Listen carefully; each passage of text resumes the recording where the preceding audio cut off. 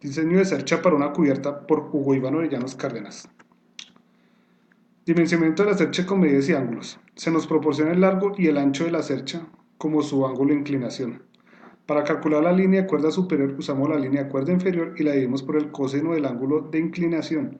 Este resultado al multiplicarlo por 2 nos da dicha medida.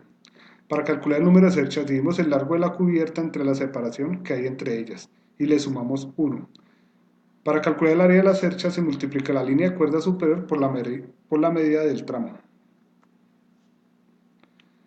Por ser una estructura simétrica se tienen medidas iguales. Para calcular los tramos AB, BC, CD, DE, EF y FG se divide la línea de cuerda superior en su número de tramos. Para calcular AL, LK, KJ, JE y H y HG dividimos la línea de cuerda inferior en su número de tramos. Para calcular BL, al igual que FH, usamos la tangente del ángulo de inclinación por su tramo correspondiente. Para el cálculo de SK, que es igual a I, se usa el procedimiento anterior, lo mismo que para el tramo DJ. Para el cálculo de BK, que es igual a IF, usamos el teorema de Pitágoras. Para el cálculo de EK, que es igual a I, usamos el procedimiento anterior. Para el cálculo de los ángulos interiores nos apoyamos en el teorema en que la suma de los ángulos interiores de un triángulo es igual a 180 grados. Para el cálculo del ángulo faltante usamos la función coseno. En la gráfica se pueden los cálculos. Para el cálculo del área de influencia nos basamos en los datos aportados por el fabricante. De allí obtenemos la masa con la cual calculamos el peso total de la estructura. Este procedimiento lo repetimos para la cubierta y para las tejas. Para las tejas de la cubierta y las correas de celosía. Cálculo de cargas vivas, cargas muertas y nodos. Para el cálculo de cargas vivas se toma el peso promedio de una persona, el área de influencia y la gravedad. Al multiplicar estos elementos se obtiene el valor de las cargas vivas. En el cálculo de cargas muertas se suman el peso de la cercha, las correas de celosía, las tejas y la carga del viento. Este último dato se obtiene el resultado de la presión dinámica del viento sobre el área de influencia. Para tener la carga total sumamos las cargas vivas con las cargas muertas. El cálculo de nodos se obtiene de la adición de la carga total sobre el número de nodos menos 1.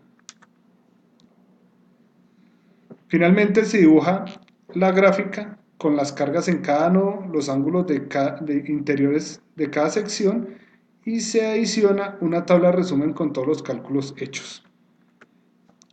Cálculo de reacciones. Se aplica primero el método de teoría de cuerpos rígidos. Se hace la sumatoria de fuerzas en X y Y, positivo arriba y a la derecha. En el punto X, la sumatoria de fuerzas es igual a 0. Solo tenemos reacción en el punto A, por lo tanto es igual a 0. En el eje Y, tenemos las reacciones en el punto A y en el punto G. Igualamos a la suma total de las cargas de la cercha y obtenemos la ecuación número 1. Luego aplicamos el momento, lo igualamos a 0, positivo en sentido contrario a las manecillas del reloj. Multiplicamos la carga por cada medida del tramo con negativo. Le restamos la carga de los tramos de los nodos del punto A y el punto G, lo multiplicamos por 18, que es la medida del tramo. De allí obtenemos la reacción en Y en el punto G. Esa la reemplazamos en la ecuación 1 y obtenemos la reacción en el punto Y. Cálculo de reacciones por el método de nodos.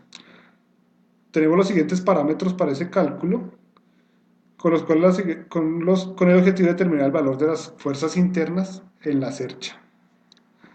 Tomamos nodo por nodo. Tomamos el nodo A. En X obtenemos la ecuación número 2. Y en Y, conteniendo las cargas y el ángulo, obtenemos la reacción en el punto AB. Nos da negativo, lo que indica que es en compresión. Reemplazamos este último dato en la ecuación número 2 y obtenemos la reacción en el tramo AL. Nos da positiva, lo que significa que está en tensión. Seguimos con el nodo L. En X, la reacción en LK menos AL la igualamos a 0, obtenemos la ecuación 4. Reemplazamos y nos da la reacción en LK. Positivo, lo que indica que está en tensión. Para Y, igualamos el LB, como no hay más reacciones, lo igualamos a cero, lo que nos indica que es un elemento de amarre. Para el nodo B, colocamos las fuerzas que se aplican en este punto, obteniendo una ecuación número 5. Luego hacemos lo mismo para el eje Y, obteniendo la ecuación número 6. Hacemos la solución de las ecuaciones del sistema de ecuaciones 2 por 2 y obtenemos la reacción en BC y en BK. Ambas negativas, lo que indica que están en compresión. Para el nodo K, hacemos el mismo procedimiento obteniendo las ecuaciones y al reemplazar obtenemos resultados positivos que indican que están en tensión. Tomamos el nodo siguiente, que es el C, hacemos la sumatoria en X, en Y, reemplazamos y obtenemos el resultado en compresión, ya que nos da negativo. Para el nodo D hacemos el mismo procedimiento en X y en y obtenemos resultados en compresión y en tensión. Hacemos una tabla de resumen con los resultados indicando los nodos gemelos, su fuerza y su estado en compresión o tensión, o si son elementos de amarre. Para calcular la reacción del modo de secciones, tomamos una sección cualquiera de la cercha. Para este tomamos el punto B, hacemos la sumatoria de momentos en este punto, positivo igual al sentido contrario de las manecillas del reloj, reemplazamos y nos da un resultado similar al cálculo anterior. Con ello comprobamos que están bien hechos los cálculos de la cercha. Aplicación del criterio de seguridad. Con este criterio se determinan los esfuerzos normales en las barras de la estructura y se verifica el perfil seleccionado para el diseño. Se calculan los esfuerzos para las barras, los negativos están en tracción, los positivos en tensión y los nulos son elementos de amarre.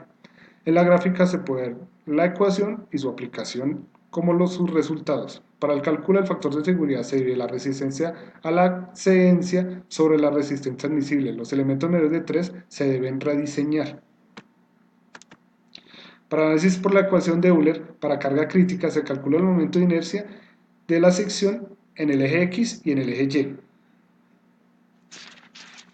Se calculan las cargas críticas para cada tramo y su factor de seguridad en X.